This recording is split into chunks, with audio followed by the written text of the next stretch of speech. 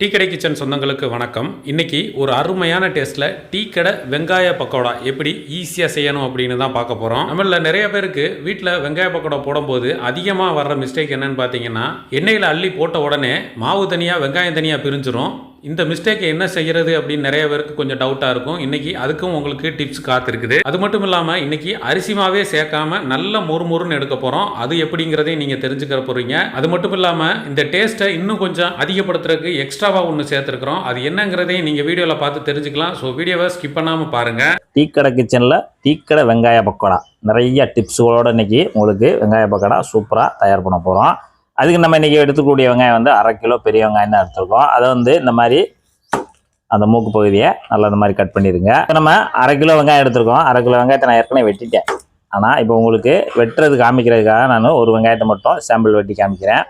இப்போ நம்ம 2 பக்கம் அந்த மாதிரி நல்லா வெட்டிட்டு லேசாக அந்த காஞ்ச தொலியை மட்டும் தனியாக எடுத்துருங்க. 2ஆக கட் பண்ணுங்கள். கட் பண்ணிவிட்டு இந்த இடத்துல ஒரு கட்டை மாதிரி மூக்கு மாதிரி இருந்துச்சுன்னா அதை மட்டும் இப்படி எடுத்துருங்க. ஏன்னா நமக்கு வெங்காயம் உதிரி உதிரியாக வேணும், அதுக்காக இதை எடுத்துருங்க. இப்படி எடுத்துட்டு இப்போ இதை நைஸாக கட் பண்ணிக்க போகிறோம். ரொம்பையும் தண்டியாக இருக்கக்கூடாது, லேசாக இருக்கணும்.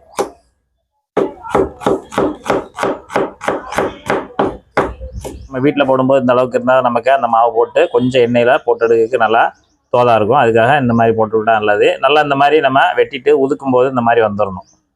நல்லா வெங்காயமெல்லாம் அந்த இதழெல்லாம் தனித்தனியாக உதிர்ந்து வந்துடணும்.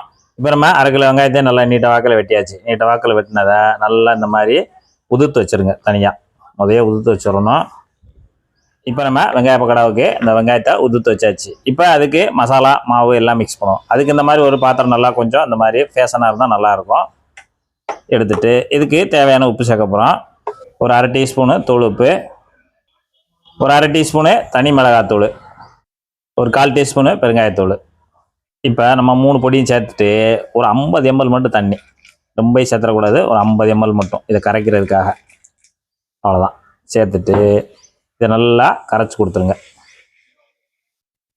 இப்போ நல்லா இந்த அளவுக்கு கரைஞ்ச உடனே இஞ்சி வந்து ஒரு 25 கிராம் எடுத்து நல்லா சுத்தப்படுத்தி கழுவிட்டு இப்போ நல்லா அந்த அளவுக்கு நைஸாக அரைச்சிக்கணும். கொஞ்சம் குறைன்னு, ரொம்ப வலுவலுன்னு இல்லாமல் இந்த மாதிரி குறைன்னு அரைச்சிக்கிறோன்னா அரைச்சதை அப்படியே உள்ளே சேர்த்துக்கலாம். நமக்கு இது ஒரு 2 டீஸ்பூன் இருக்குன்னு வச்சுக்கோங்க. உள்ளே சேர்த்துடலாம்.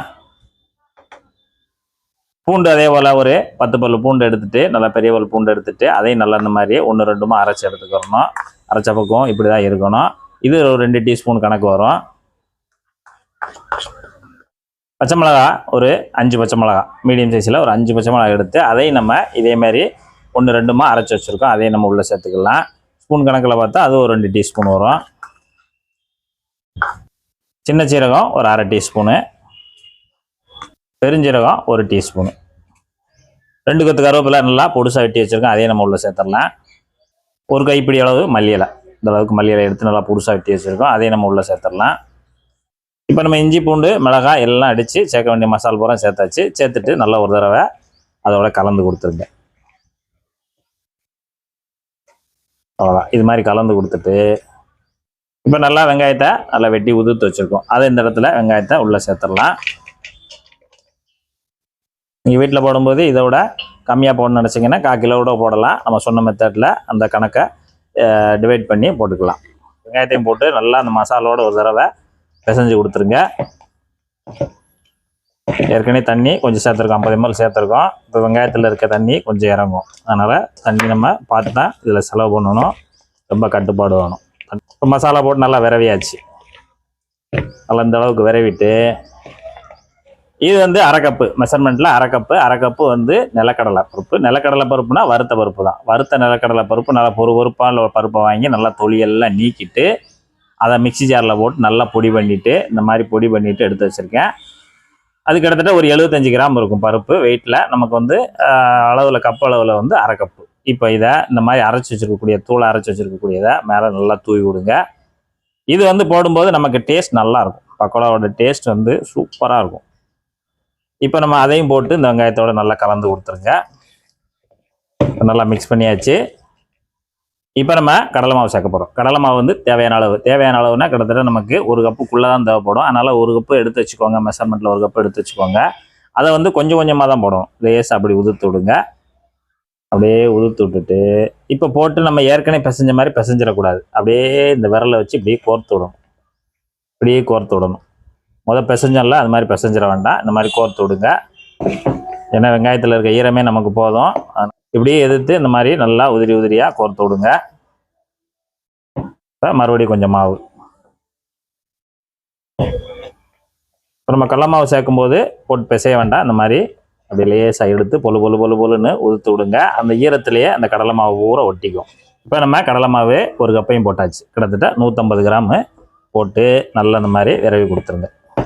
அவ்வளோதான், நமக்கு இந்த வெங்காய பக்கோடாவுக்கு மாவு வெங்காயம் எல்லாம் ரெடி ஆயிடுச்சு. இப்போ நம்ம வெங்காய பக்கோடாவை எண்ணெயில் போட்டு எடுக்கலாம்.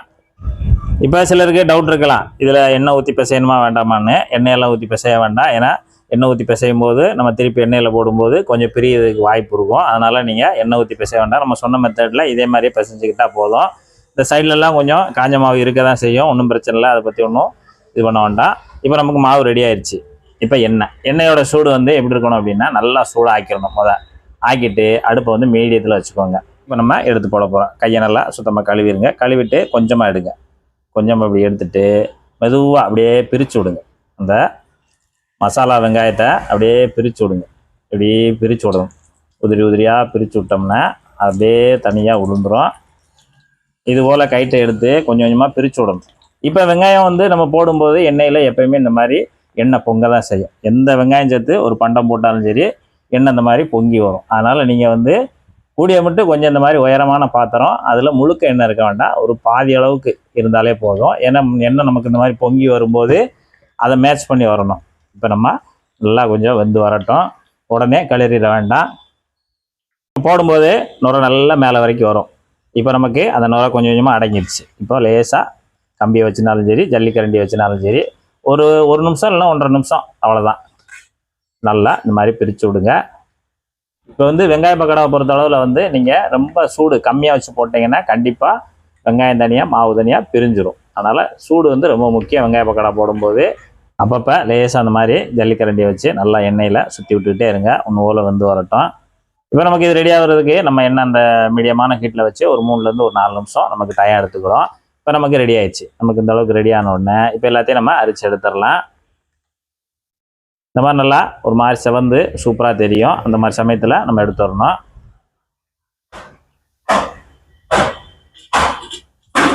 தனியாக எடுத்து வச்சுருங்க. இது நல்லா ஆறும்போது தான் நமக்கு அந்த மேலே நல்லா கிறிஸ்பியாக கிடைக்கும். இப்போ நம்ம முதல் ரவுண்டு எடுத்த உடனே மறுபடியும் 2வது ரவுண்டுக்குள்ளே போட்டுற வேண்டாம். ஏன்னா ஒரு நிமிஷம் போல் எண்ணெய் நல்லா சூடாகணும். ஏன்னா இப்போ தான் எடுத்துருக்கோம், அது சூடு வந்து லேசாக அமர்ந்துருக்கும். அதனால் மறுபடியும் 1 நிமிஷம் சூடு ஆக்கிட்டு தான் மறுபடியும் 2வது ரவுண்டு போகணும். ஒவ்வொரு தடவை போடும்போது இப்படி தான் போடணும். அப்படியே சாப்பிட்டு பார்ப்போம் எந்த அளவுக்கு டேஸ்ட்டாக இருக்குன்னு. இது நல்லா எல்லாமே நல்லா வெந்து மொறு மொறு மொறு மொறுன்னு இருக்குது. அப்படி பார்க்கும்போதே நமக்கு ஒரு அலாதியான ஒரு டேஸ்ட்டு விருப்பம் வரும்.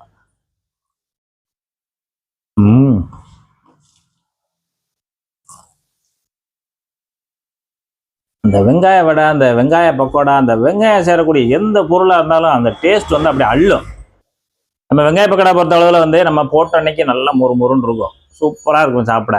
அடுத்து ஒரு 2 மணி நேரம் 3 மணி நேரம் நேராக மறுநாளைக்கெல்லாம் அப்படியே லைட்டாக அப்படியேவும் வதங்கி போன மாதிரி இருக்கும். அதனால் மேக்ஸிமம் நீங்கள் சாப்பிட்ணுன்னு நினச்சிங்கன்னா கொஞ்சமாக போட்டு சூடாக போட்டு நல்லா மொறு மொறுன்னு இருக்கும் போதே எல்லாம் சாப்பிட்டு முடிச்சிருங்க. நல்லா அருமையாக இருக்குது. இதே போல் நீங்களும் உங்கள் வீட்டில் செய்து சாப்பிட்டு பார்த்துட்டு எப்படி வந்ததுன்ற கமெண்ட்டில் சொல்லுங்கள். நன்றி, வணக்கம்.